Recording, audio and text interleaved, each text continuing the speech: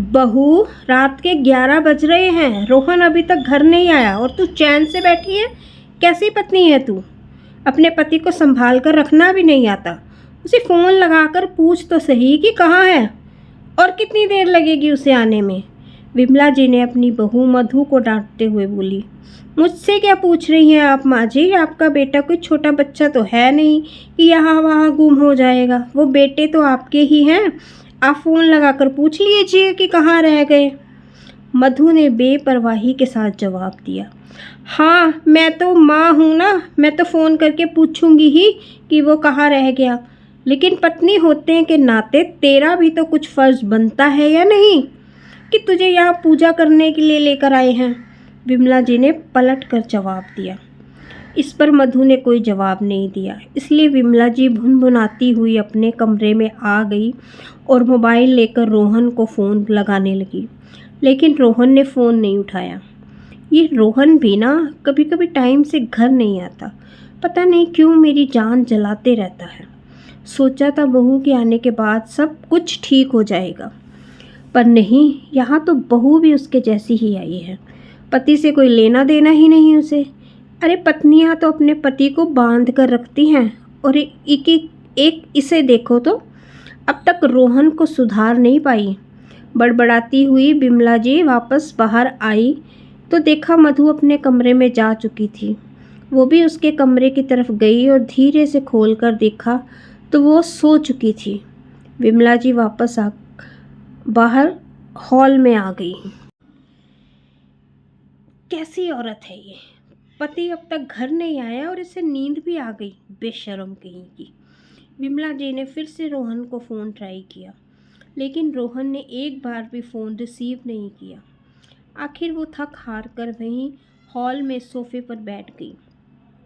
रात को 12:30 बजे घर की बेल बजी। विमला जी ने भागकर दरवाज़ा खोला तो बाहर रोहन को नशे की हालत में खड़े देखा। वो तो खुद को संभाल भी नहीं पा रहा था।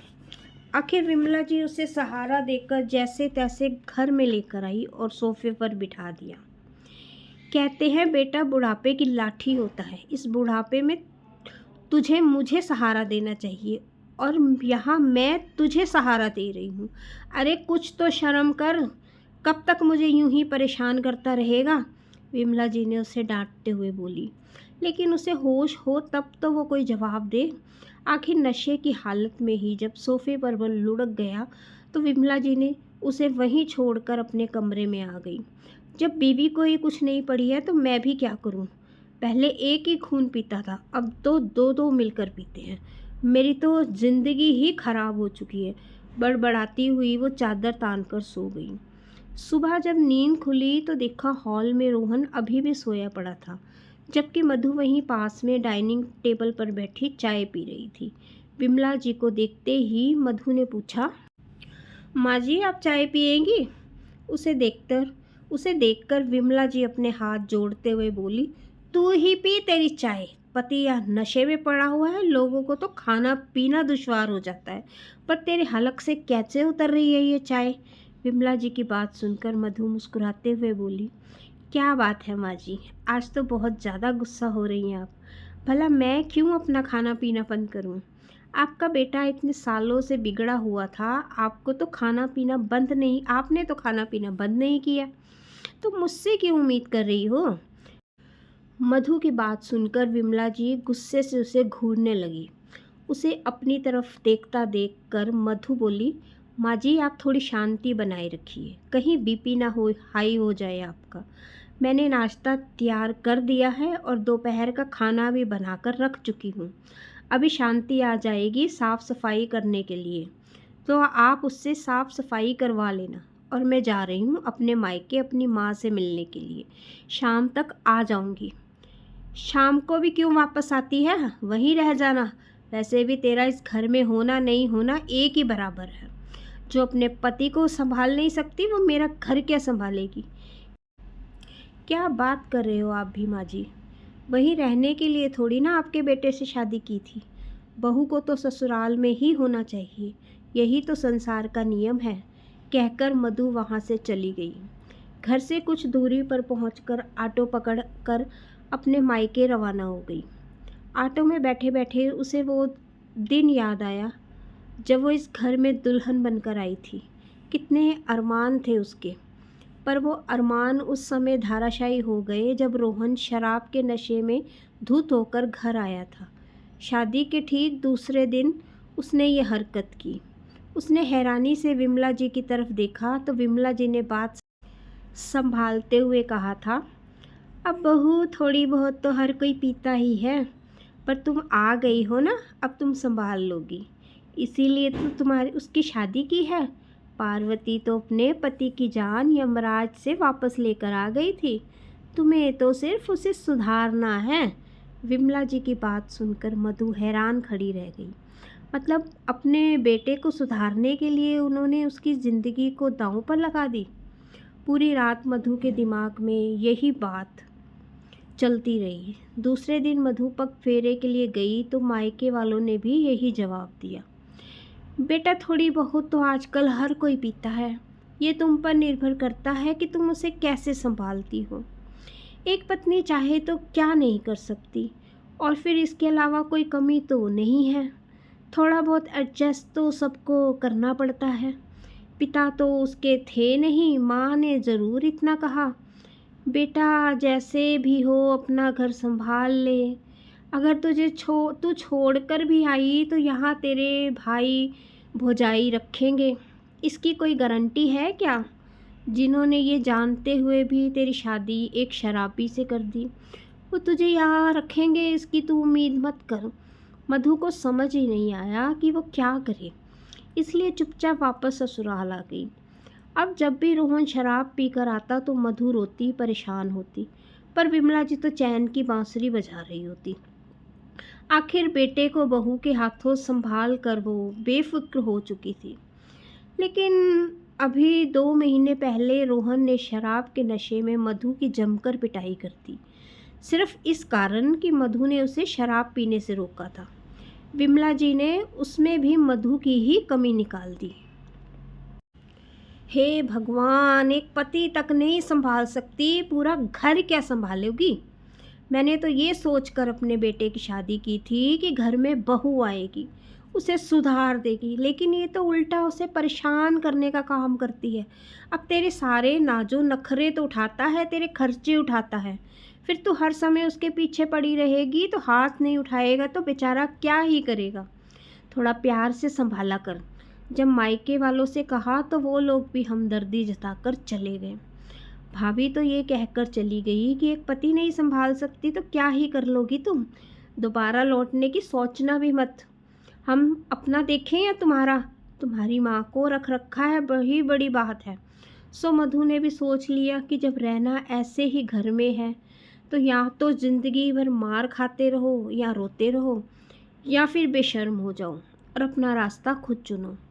मधु ने दूसरा रास्ता चुना। मधु को धीरे धीरे ये बात समझ में आ गई कि रोहन उससे लड़ता झगड़ता तभी था जब वो शराब के नशे में होता था, वरना तो वो मधु से अच्छे से ही बात करता था। इसलिए वो रोहन से जब वो नशे में होता था तो ज़्यादा कुछ नहीं कहती भी नहीं थी। उसने 1-2 बार नौकरी के लिए कहा तो विमला जी ने हंगामा कर दिया। इसके बाद रोहन ने नशे की हालत में विमला जी के कहने पर उसके साथ काफ़ी गाली गलौज किया था, इसलिए उनके सामने उसने नौकरी के लिए कहना ही छोड़ दिया। पर उसे नौकरी तो करनी ही थी, पढ़ी लिखी तो वो थी ही, आत्मनिर्भर तो उसे बनना ही था, पर आखिर बाहर कैसे जाए, इसलिए अक्सर मायके का नाम लेकर निकल जाती थी। अभी 1 सप्ताह पहले इंटरव्यू देकर आई थी, वहाँ से कॉल आया था तो आज वहीं जा रही थी। वहाँ पहुँची तो उसकी नौकरी पक्की हो गई। उसने सारे ज़रूरी पेपर डिपॉजिट कर दिए, उसे दूसरे दिन से ही ज्वाइन करने को कह दिया गया। जब वापस लौट कर आई तो रोहन भी होश में आ चुका था। विमला जी गुस्से में बैठी उसे ही घूर रही थी। जैसे ही उसने घर में कदम रखा विमला जी बोली, आ गई महारानी अपने मायके वालों से मिलकर, यहाँ सास और पति भूखे बैठे हैं, उनसे कोई लेना देने नहीं, बेशर्म को। बेशर्म कहीं की। विमला जी की बात सुनकर मधु बोली, कैसी बात कर रहे हो आप माँ जी, खाना बनाकर तो गई थी आपके लिए, फिर मेरा क्यों इंतज़ार कर रहे थे आप। मधु कहाँ गई थी तुम। अभी तुम्हारी मम्मी का फ़ोन आया था, तुम तो मायके पहुंची ही नहीं, अचानक रोहन ने कहा। रोहन की बात सुनकर मधु ने रोहन की तरफ देखा और कहा, मुझे नौकरी मिल गई है, कल से ज्वाइन करनी है। हाँ, ये देखो, ये होता है औरत का प्रिय चित्र। मायके का नाम लेकर पता नहीं कहाँ घूमती फिर रही है और हमारे घर की इज्जत को उछाल रही है। विमला जी बीच में ही बोली, माँ मैं बात कर रहा हूँ ना, आप क्यों बीच में बोल रहे हो? तुम्हें नौकरी की क्या ज़रूरत है मधु? तुम्हारी सारी ज़रूरत तो पूरी कर रहा हूँ। रोहन ने शांतिपूर्वक मधु से पूछा। तब मधु ने कहा, मुझे मेरे मायके का कोई संबल नहीं है, मुझे अपना संबल खुद बनना है, इसलिए मैं नौकरी ज्वाइन कर रही हूँ। मैं इसलिए नौकरी ज्वाइन कर रही हूँ ताकि मैं अपने अंदर इतनी हिम्मत जुटा सकूँ कि आपके सामने खड़े होकर यह कह सकूँ कि आप शराब छोड़ रहे हो या मुझे।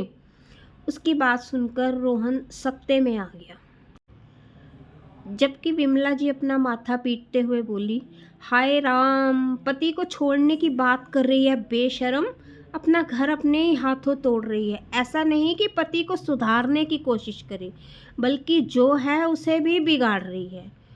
बस कीजिए माँ जी, बहुत बोल दिया आपने।